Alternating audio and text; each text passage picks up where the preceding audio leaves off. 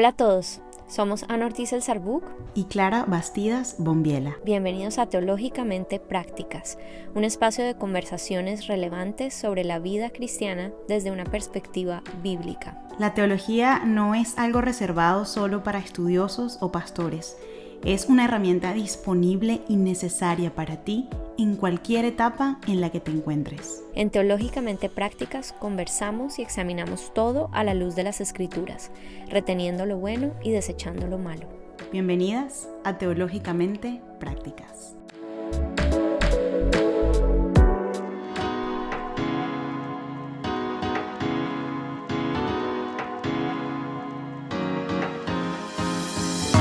Hola a todos, bienvenidos a nuestro último episodio de la tercera temporada de Teológicamente Prácticas.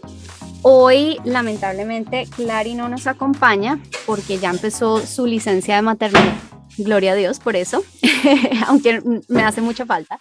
Pero a pesar de su ausencia, estoy muy feliz y muy honrada de darle la bienvenida en este episodio a una mujer que ha sido de mucha bendición para la iglesia en nuestra región, que es Janine Martínez. Hola, Janine. Hola, ¿cómo estás, querida? Qué bueno estar con cada una de ustedes compartiendo, y es un honor para mí poder compartir en este podcast que también ha sido de tanta bendición para tanta gente. Ay, muchas gracias, Janine, qué rico tenerte, bueno, escucharte. Es muy especial para nosotras tener a Janine porque justo ella acaba de sacar hace poco su libro Doctrina para Todas. Es un libro que ella publicó a través de VIH Español. Nos pareció demasiado especial de parte del Señor que ella sacara en estas épocas su libro, dado que nosotras estamos cerrando nuestra tercera temporada. Y bueno, queríamos tener esta conversación con ella para que nos cuente más acerca de este gran recurso y también para animarnos, ¿no?, a continuar aprendiendo sobre el Señor y a tomarnos muy en serio la teología. Tú cuentas con una maestría del Southern Baptist Theological Seminary y también actualmente sirves como directora del Instituto Reforma y en tu iglesia Reforma en Guatemala. Pues el Señor te ha puesto después de más de 10 años de servirle alrededor del mundo como misionera, incluyendo lugares como Asia, Australia y Latinoamérica. Y bueno, muchas gracias, Janine, por acompañarnos. No, gracias a ustedes de verdad, y qué gozo poder estar con más mujeres que están animando a otras mujeres a conocer más profundamente a nuestro hermoso y gran Dios. Amén. Pues quería empezar esta conversación rescatando algo muy chévere que noté en tu libro, y es que en la lista que hiciste en el capítulo de teología acerca del carácter de Dios, nos dejaste como una herramienta muy puntual que nos va a ayudar a recordar quién es el Señor, ¿no?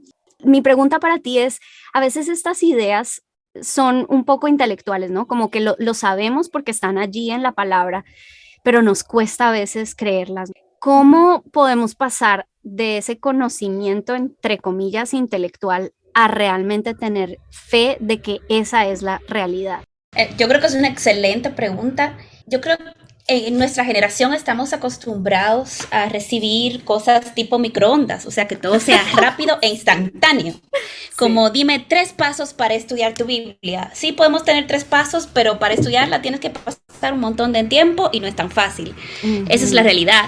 A veces nos gusta simplificar cosas que son sencillas. Sencillas es que son entendibles, es posible entenderlas para cualquier persona, pero no necesariamente no van a requerir esfuerzo.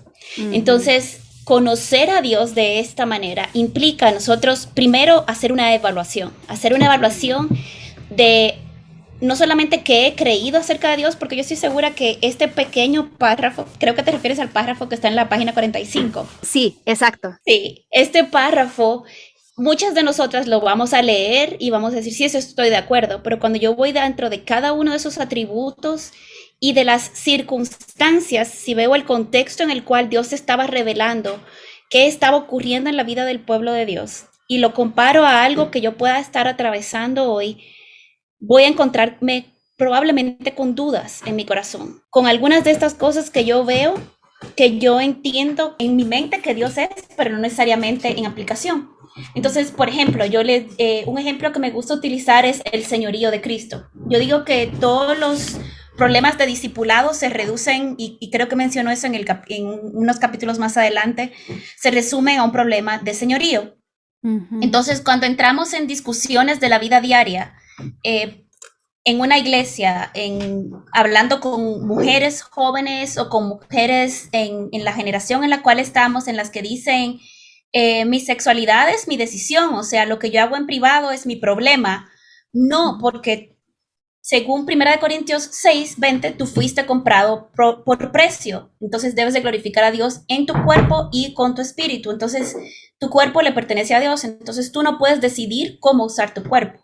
Tú no puedes decidir cómo usar tu cuerpo no solo en cuanto a la sexualidad, sino en cuanto a todo lo demás. ¿Quién reina sobre tu cuerpo? Esto se aplica al debate del aborto.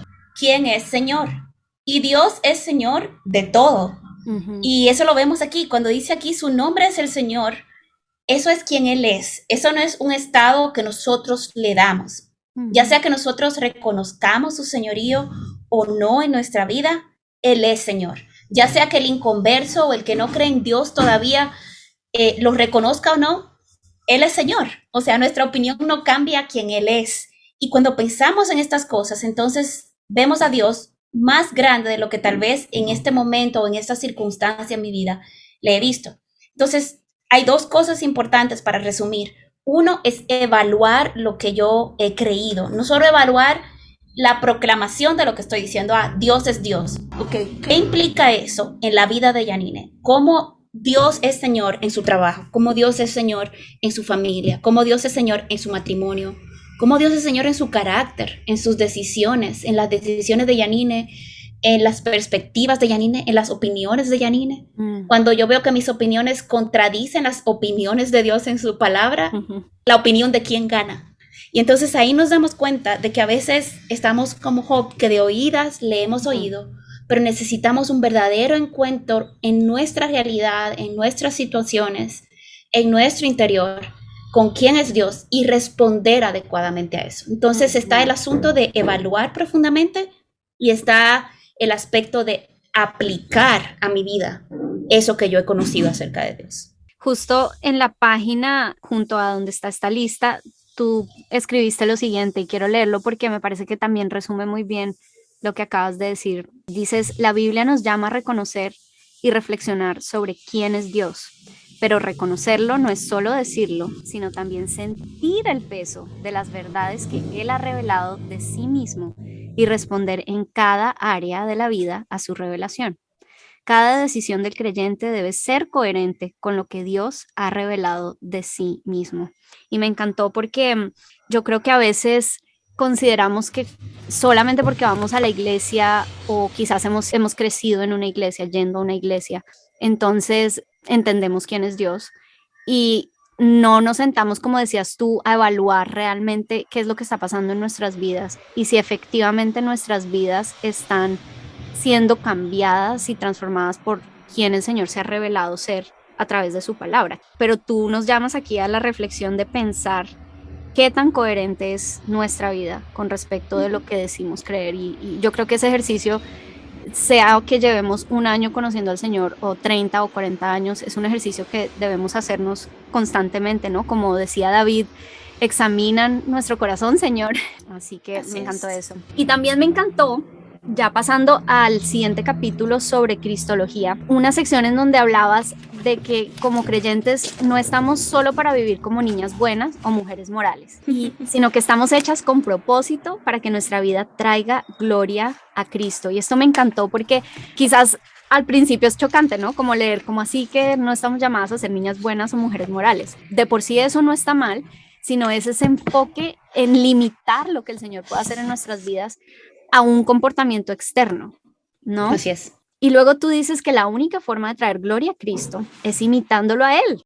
¿Por qué crees, Yanine, que las mujeres, sobre todo aquí en Latinoamérica, prefieren invertir su tiempo y esfuerzos como en vivir mostrando esa moralidad, somos niñas buenas, somos niñas que no hacemos nada malo, aunque en su corazón haya otra cosa? ¿Por qué preferimos eso que conocer realmente al Señor a través del medio que Él eligió para revelarse, que es su palabra? Es decir, preferimos hacer todo tipo de actividades para dar una fachada de que somos muy buenas y muy perfectas en vez de pasar tiempo a solas con Él, conociéndolo? ¿Por qué crees que nos pasa eso? Yo creo que hay diversas razones, pero creo que una razón importante y muy común en cada una de nosotras es que la realidad es, no estamos dispuestas a escuchar la verdad. ¿Por qué? Porque es más fácil, es más fácil tener una impresión, es parte de la influencia de la cultura en relativismo de la cultura posmoderna. Es decir, mi verdad es mi verdad y tu verdad es tu verdad. Entonces, si mi verdad es el estándar, si yo me evalúo a mí misma, si yo puedo hacer cosas buenas y morales, yo no me veo tan mal. Ahora, es muy fácil yo compararme tal vez con alguien, con una prostituta. Y cuando hablamos de moralidad, vamos a poner dos ejemplos muy extremos, muy evidentes. Cuando yo veo la vida moral de una prostituta, por supuesto, yo voy a parecer la persona más santa del planeta delante de ella. Pero cuando yo comparo mi vida, y eso quiere decir mis motivaciones, mis deseos, mis valores, mis sueños, lo que yo realmente anhelo con todo mi corazón, a Dios, que es el estándar perfecto, entonces yo quedo mal parada. Entonces es más fácil hacer cosas que me hagan ver bien a yo entrar en la realización honesta de que yo soy una gran pecadora que necesita a un gran Salvador cada día de mi vida, no solo para entrar al cielo, sino para ser formada a su imagen. Entonces, lo que más glorifica a Dios no es que yo haga cosas buenas, porque hay muchos seres humanos en el mundo que están haciendo muchas cosas buenas a los estándares humanos, probablemente mejores cosas que yo. Sin embargo, en el estándar de Dios, lo que no es tan importante para algunos es importante para Dios. El cambiar los pañales de nuestros bebés con cariño, con deleite, ante el ser humano parecería más importante el ser abogada en las Naciones Unidas y cambiar la vida e impactar la vida de países. Sin embargo, delante del estándar de Dios, lo que hacemos para su gloria tiene que satisfacerlo a Él y a nadie más.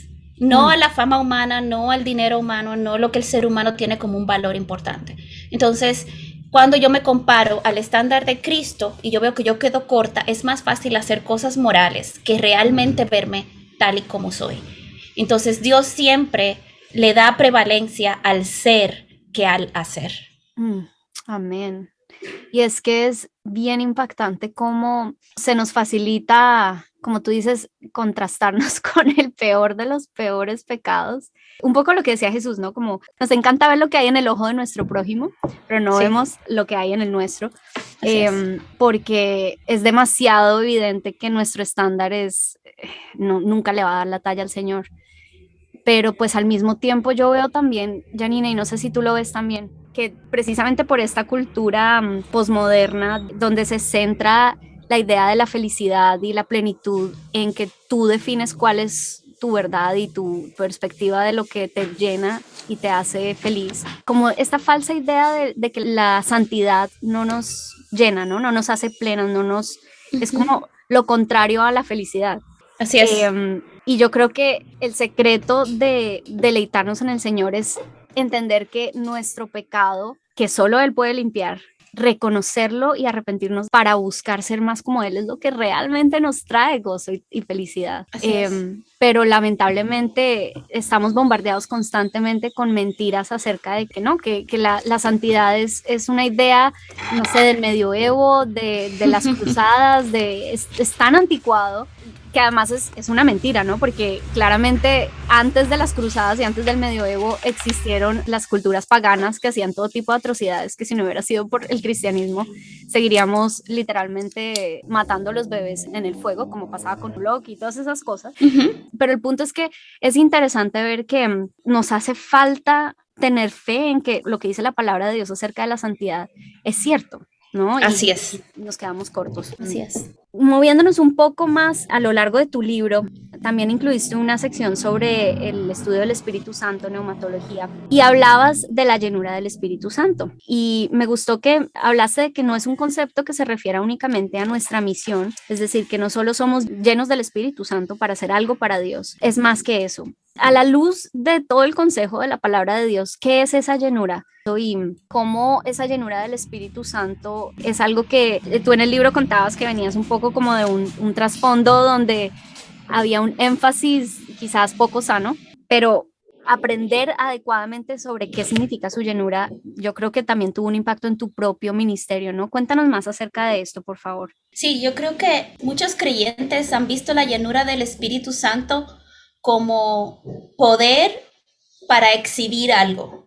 Y lo que nosotros vemos en la palabra a medida que vamos a través de toda la narrativa bíblica es que la llenura del Espíritu Santo se refiere más a una plenitud, ¿cierto? O sea, llenura es plenitud, es estar o ser completos. Y esa plenitud, ese sentido de estar completo, no es lograr un propósito que sabemos que de este lado de la eternidad nadie va a alcanzar su pleno potencial, como quieren muchos decir. No es exhibir un poder X, todo lo contrario. La llenura del Espíritu Santo nos pone en una posición de dependencia para todo. Yo creo que si hay un equivalente de esta palabra es plena o completa dependencia del Espíritu Santo.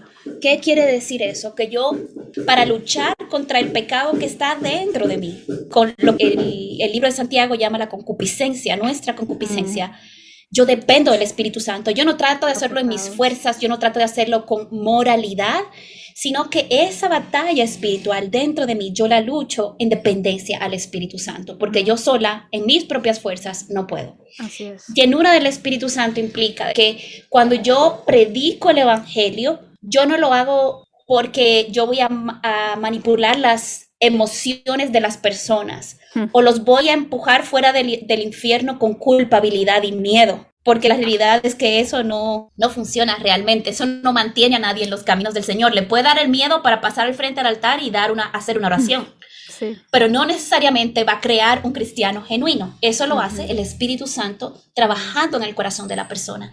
Entonces, cuando yo predico el Evangelio lleno del Espíritu Santo, yo lo hago con plena fe y confianza en que el mensaje del Evangelio predicado fielmente es poderoso, porque ha sido inspirado por el Espíritu Santo, que es quien convence de pecado, de justicia y de juicio, no yo. Entonces, yo confío, igual cuando voy a dar una clase de Biblia, yo confío en que el poder está en la palabra, en el Espíritu, no en Janine. Entonces, yo no camino a pararme frente al púlpito, frente a un lugar, a hacer un despliegue de gritos o de manipular a las emociones de las personas, o dar un mensaje positivista, no. Mi trabajo es ser fiel y confiar en que a medida de que yo dependo de la inspiración que el Espíritu Santo ha dado a los autores bíblicos, a la palabra, y el trabajo que el Espíritu Santo hace directamente en cada corazón que está escuchando, esa palabra va a dar su fruto. Eso es caminar en la llenura del Espíritu Santo. Es que todo lo que yo lo hago en dependencia completa del Espíritu Santo. Mi salvación, mi justificación no depende de Janine, depende de lo que Cristo ha hecho, de la obra que Él ha hecho. Y mi santificación depende, aunque yo tengo una responsabilidad de trabajar mi santificación, de caminar en ella, es la obra del Espíritu Santo la que va transformando poco a poco mi corazón. Entonces, eso es la llenura, es una dependencia completa, cada momento, cada día, en todo lo que hago, para ser formada en todo eso a la imagen de Cristo y para que todo lo que yo haga se haga para su gloria. Me encanta. Y eso hace parte del Evangelio, de la buena noticia que tenemos en Cristo. Es que eso es lo que yo quería también decir con mi punto anterior acerca de las mentiras que nos creemos acerca de la santidad. Es decir, cuando estamos dependientes de Él, que quiere decir que estamos llenos del Espíritu Santo, es allí donde nosotros podemos realmente experimentar esa vida en abundancia que Jesús vino a traernos. Y eso es la buena noticia, que le estamos compartiendo a las personas, a los demás, y que a nosotros mismos nos predicamos, ¿no? Es esa tranquilidad de que si yo tengo que tomar ciertas medidas para poder ser dependiente del Espíritu Santo, pero Él en su misericordia y en su gracia me da la capacidad de poder vivir la vida y dar el fruto que Él nos ha llamado a dar. Así es. Janine, continuando con tu capítulo acerca de la antropología bíblica o el estudio de qué dice la palabra de Dios acerca de quién es el ser humano, me encantó el ejemplo que diste de la frase, una frase que para ti te ha ayudado mucho a pensar en la importancia de tener una perspectiva bíblica adecuada de la realidad humana. La frase es: ¿cómo le explicas tú a un pez mojado que está mojado? Y me encantó porque yo siempre pienso en que a veces es muy difícil explicar lo obvio, explicar la verdad. Entonces, cuéntanos más, ¿qué es la antropología bíblica y cómo esa frase te ayudó a profundizar en ese tema? La antropología bíblica es el estudio o la doctrina o la enseñanza acerca del ser humano, o sea, cómo estamos formados, cuál es nuestro propósito, para qué Dios nos hizo, qué valor tenemos para Dios, qué valor tiene el ser humano en general. No estamos hablando solo del creyente, estamos hablando del ser humano como el clímax de la creación de Dios, como creación de Dios, lo único en su creación que está hecho a su imagen y semejanza. Entonces, ¿qué tiene la Biblia que decirnos acerca de nuestro estado? Y cuando uso la frase de cómo le explicas a un pez que está mojado, es porque nosotros siempre hemos pensado o creído cosas acerca del ser humano que las recitamos porque somos humanos, porque siempre hemos sido humanos, pero lo que necesitamos es una perspectiva de nuestro Creador que nos informe qué Él opina al respecto, qué Él dice que es nuestro valor, qué Él dice que es nuestro propósito, cómo Él dice que yo debo de vivir de este lado de la eternidad y cómo yo debo vivir en el mundo caído en el que vivo bajo la condición caída que el ser humano tiene. Y yo creo que para explicar esto de una forma más aterrizada, por ejemplo, ¿cómo le explicamos a un pez que está mojado? Esto se puede aplicar a la perspectiva que todo el mundo tiene de que el ser humano es inminentemente bueno. Yo escucho esta frase en estudios bíblicos cuando decimos, bueno, hermanos, vamos a compartir, acabamos de leer un pasaje que habla de la depravación humana. Bueno, es que el ser humano es bueno, lo que pasa es que tenemos un problemita. Y yo me quedo mirando, Señor, ayúdame a escuchar. Y lo que vemos en la palabra, a pesar de que eso suena bonito y de que lo hemos escuchado incluso de muchos púlpitos, lo que vemos de la palabra es que el ser humano es inminentemente depravado. Y cualquiera que ha tenido una interacción con un niño de 2 años tiene que saber que esos pecadorcitos... Nadie les enseñó a mentir. Eso no fue porque lo aprendieron o nadie se lo enseñó. De hecho, un estudio, recuerdo que una vez un pastor mencionó un estudio de la Universidad de Chicago que se hizo hace creo que unos 30 años, un estudio de criminología. Y la conclusión a la que llegaron los científicos que estaban haciendo el análisis de la conducta humana era que todo niño nace un criminal.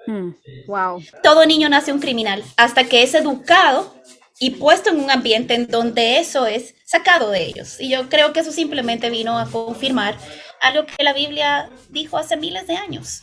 El ser humano está caído, está corrompido hasta su última molécula. Todo lo bueno que nosotros podamos ser o tener, porque hay cosas buenas, porque Dios las puso ahí, están dañadas. Y nosotros como seres humanos, hasta que Cristo no viene y nos libera del pecado, y hasta el último día, cuando seamos glorificados, vamos a estar a continuar en esa lucha. Pero necesitamos ser revividos. El ser humano está muerto y necesita ser resucitado espiritualmente. El ser humano sin Dios está muerto. Ahora, el ser humano en general, todos somos corruptos. Y cuando tenemos que decirle eso a las personas, es explicarle a un pez que está mojado. Es explicarle lo evidente. Como yo le decía a la gente me dice, es que ¿por qué Dios no actúa? ¿Por qué Dios permite el mal? Yo le digo a las personas, ¿piensa que tú eres completamente bueno? No. ¿verdad que no? No. ¿Tú cometes pecados? Sí, ok. Si Dios destruyera el mal, tiene que destruirte a ti. Si Dios destruyera el mal, tiene que destruir todo el mal. Entonces tiene que destruir a todo ser humano existente. Claro. La justicia tiene que ser justa. Entonces, si le vamos a pedir justicia, Él tiene que destruir todo ápice de pecado. Y eso implicaría destruirnos a todos. Entonces, cuando yo le pido a Dios que haga justicia, yo quiero que Él haga justicia conforme a mi perspectiva de que el otro es peor que yo. Exacto. Pero yo me estoy convirtiendo en la jueza. Yo me estoy convirtiendo en el estándar. Ahora, cuando yo me comparo y comparo a todo ser humano ante el estándar de Dios, ninguno merecemos estar vivos. Entonces, ¿cómo yo le explico a un ser humano que tú eres depravado como ser humano? Mira a tu alrededor. Todo pecado, grande o pequeño ante nuestros ojos, es cometido por seres humanos. Y esa es la naturaleza humana. Y contra eso es que Dios ha enviado a su Hijo para que podamos tener el poder en nosotros de luchar contra esas cosas, porque por nosotros mismos no podemos. Necesitamos la naturaleza de Dios, literalmente, viviendo en nosotros para erradicar esa corrupción del pecado. Tenemos que ver su santidad para que ponga nuestra realidad humana en perspectiva. Entonces, yo no defino a Dios, Dios me define a mí. ¿Cómo le explico a un pez que está mojado? Yo tengo que darle a ese pez la perspectiva del que está fuera de esa realidad. Y el único que está fuera de esta realidad es Dios. El único que está por encima de esta realidad en donde estamos todos mojados es Dios. Entonces, Él es quien tiene que definir eso. Así es. La respuesta no está dentro de nosotros mismos, como No. solemos oír. Totalmente de acuerdo.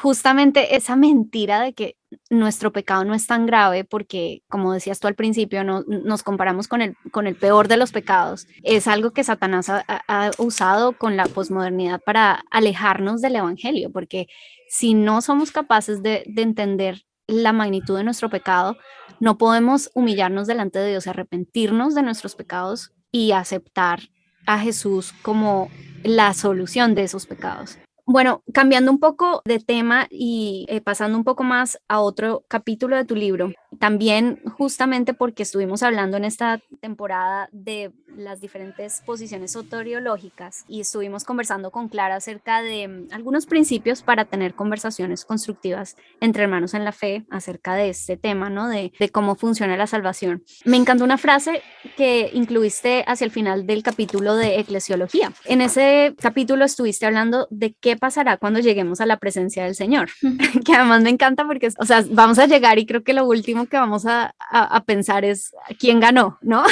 Ajá.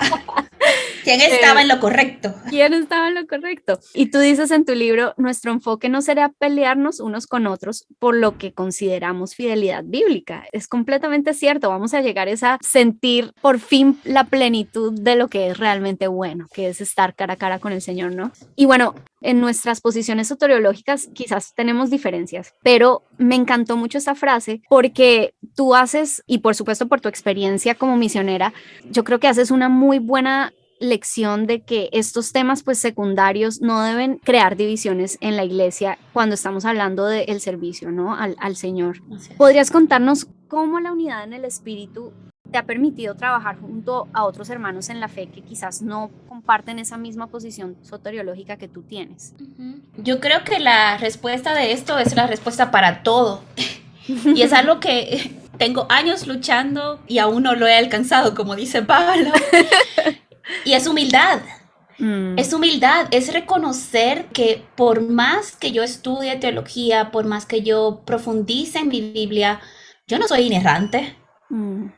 La Biblia lo es, pero mi perspectiva, mi pecaminosidad se mete en el medio de mi interpretación bíblica. Esa es la realidad. Yo trato de ser fiel y hago todo el esfuerzo de tener un buen entendimiento bíblico, pero tengo que siempre darle el beneficio de la duda a la palabra. Es decir, yo tengo que saber que en algún momento yo voy a estar equivocada en cuanto a lo que yo estoy viendo. La palabra nunca va a estar equivocada, pero yo sí puedo estar equivocada en cómo lo estoy viendo.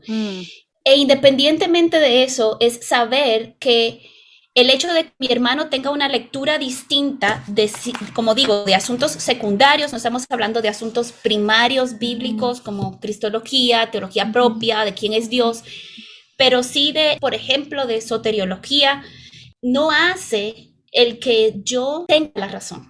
Porque al final hay aspectos que están muy claros que son comunes a todos los creyentes. Es decir, a todos los que creemos en Cristo, que sabemos que la salvación es por fe, no es por obra para que nadie se gloríe, sino por medio de la fe, y es dada por gracia. Amén. Y eso lo sabemos y estamos de acuerdo. Ahora, ¿cómo funciona la mecánica de todo eso? Puede variar, o el orden de la salvación para muchos de nosotros, que es donde están muchas veces las diferencias. Eso puede variar, pero yo tengo que tener la humildad suficiente para reconocer que hay espacio en la lectura bíblica para que otra persona lo pueda ver de una forma distinta a la mía. Yo tengo que reconocer eso, porque si yo no lo veo, yo estoy siendo dogmático. Y yo estoy poniendo mi verdad por encima de lo que es la expresión bíblica.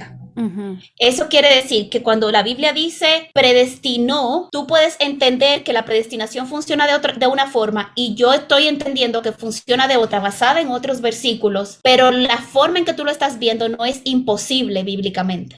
Ante mi perspectiva lo puede ser, pero si yo lo veo de una manera poniéndome a un lado, yo digo no es imposible. Yo no lo leo así por esta razón, pero eso no quiere decir que eso va a afectar tu salvación. Eso no quiere decir que tú eres un hereje. Y yo creo que ese es el problema, donde a veces ponemos estos asuntos al nivel de llamar al hermano hereje. O de decir, yo no puedo predicar el mismo evangelio que tú estás predicando de Jesucristo, de salvación por gracia, por medio de la fe en Cristo Jesús, creyendo en su muerte en la cruz del Calvario y su resurrección y su glorificación y establecimiento de su reino. Ambas creemos lo mismo. ¿Por qué yo no puedo predicar el evangelio contigo? ¿Por qué yo no puedo discipular a esa persona contigo? Esto a nosotros debería llenarnos del temor del Señor, porque es un problema de orgullo. Y al orgulloso Dios lo mira de lejos. Ouch. Entonces yo necesito pensar en cómo yo puedo humildemente ponerme en los zapatos de mi hermano y decir, yo puedo ver por qué mi hermano lo está leyendo así. Yo no lo veo así, pero yo puedo ver por qué él lo está leyendo así. Y yo puedo aceptar el predicar el evangelio de Jesucristo inalterado a las personas junto a mi hermano, aunque ambos tengamos perspectivas diferentes en cómo esa salvación, en qué el orden, en cómo esa salvación ocurre. Eso es en el caso de soteriología, pero eso se aplica a muchos otros aspectos teológicos. Sí, yo creo que esa es también una de las conclusiones a las que llegamos en nuestro episodio, y es difícil, ¿no? Porque el reconocer esa tendencia pecaminosa a tener soberbia y orgullo de sentirnos que nosotros sí estamos en lo correcto y el otro no, pues es algo que requiere humildad delante del Señor para pedir su ayuda en hacernos más como Él, ¿no? Si puedo resumir todo lo que dije antes, la pregunta que debemos hacernos en este aspecto, sobre todo soteriológico, ¿es más importante para mí tener la razón que la predicación del evangelio?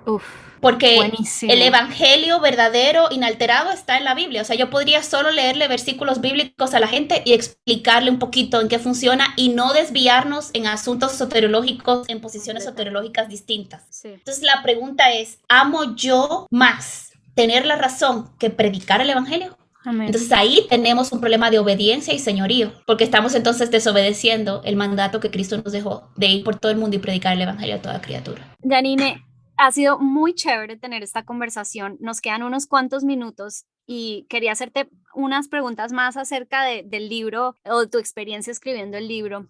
¿Qué más te hubiera gustado cubrir en el libro que no pudiste? De todo.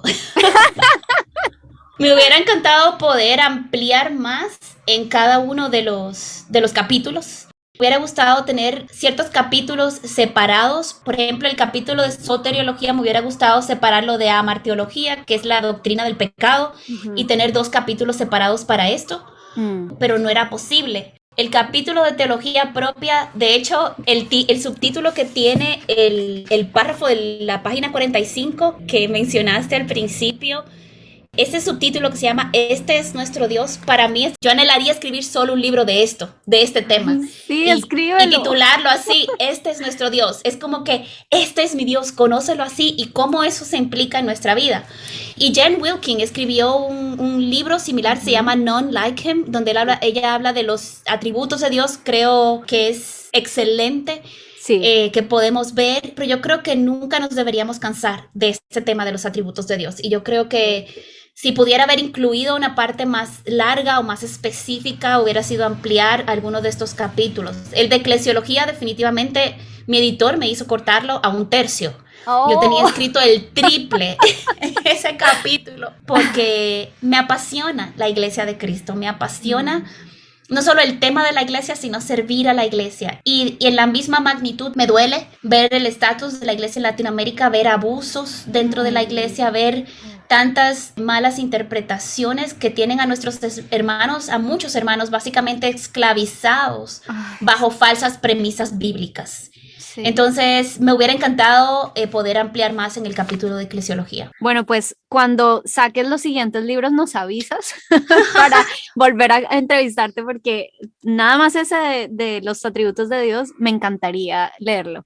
El de Jen Wilkin es maravilloso y qué chévere tener un recurso similar, pero en español. Como lo pusiste tú en tu libro, ¿cómo fue que lo pusiste? No dijiste tropicalizado, pero dijiste algo como que querías traducir algo como que la audiencia latinoamericana pudiera entender. Bueno, ¿y qué fue lo que más te sorprendió cuando estabas investigando y escribiendo el libro? Me sorprendió, o sea, muchas cosas, no me sorprendió porque ya lo había visto, pero cada vez que profundizaba en una doctrina veía cómo muchas de las desviaciones que vemos hoy son bien antiguas, son viejas, o sea, no hay nada nuevo debajo del sol.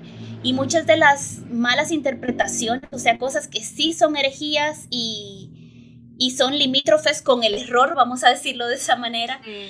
Muchas son antiquísimas, no son nuevas.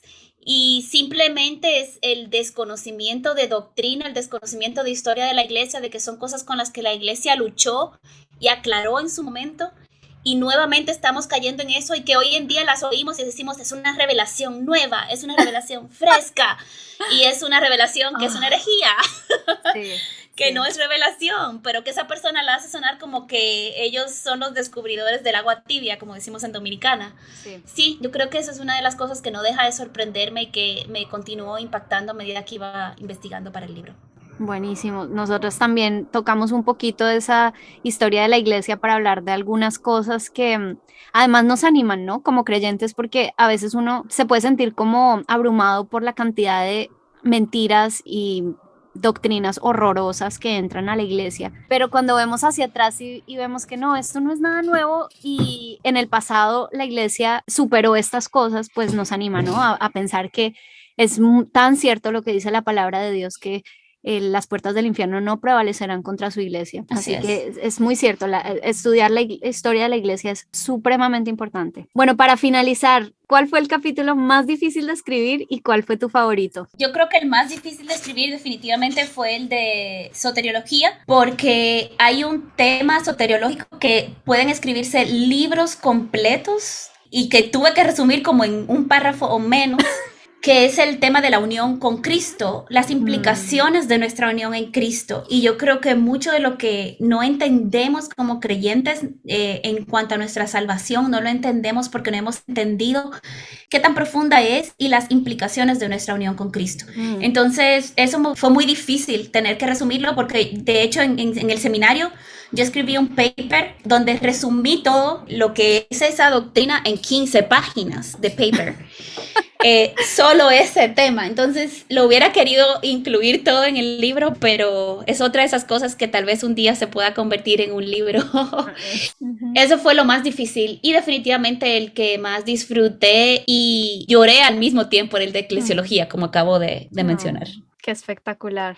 Bueno, Janine, muchísimas gracias. Fue una delicia conversar contigo. Fue muy chévere leer tu libro. Me lo leí en 3 días. Gracias, de verdad, por hacer eso y por tomarte el tiempo y la retroalimentación. De verdad, es un gran regalo de Dios para mí. Bueno, gloria a Él y ya esperamos que venga el próximo libro y le pedimos al Señor que te siga usando en tus ministerios. Muchas gracias. Gracias, igualmente. Dios te bendiga mucho. Y esto fue Teológicamente Prácticas.